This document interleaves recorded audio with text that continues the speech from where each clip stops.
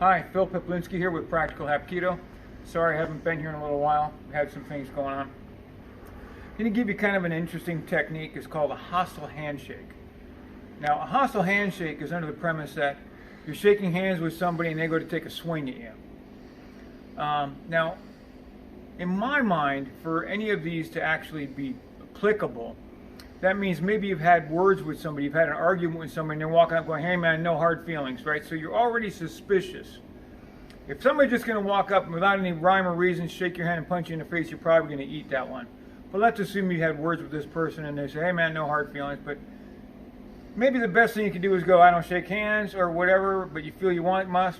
This is a technique to counter that, okay? So, I'll show you what it's like when he goes to throw this punch. First thing I'm going to do is I'm going to lock this hand up, and I've done a wrist lock here on it. So what I'm doing is I'm taking the webbing of my hand here, and I'm striking this. I'm stepping, striking this, pushing down on this, getting a lock. I'm already on him. I got him on his feet, the toes, his toes. He's up on his toes. What's happening here is it's called a cross-body motor reflex. He tries to punch, he punches.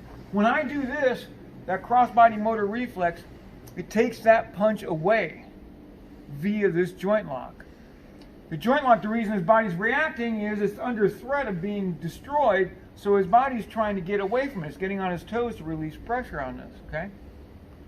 So, comes in, I lock, and I've gotten low. You've got to get low. Right now my feet are pointing at him. It's right here in front of my face. At this point you can do what you want. Eclectic violence. Take this, bring it down, get a strike right there. Take this, bring it down, ridge hit him right up here in the carotid, drop him from that. Boom, bring it down here. You want to come back to the other side? Oh, look at that. Give me a throat.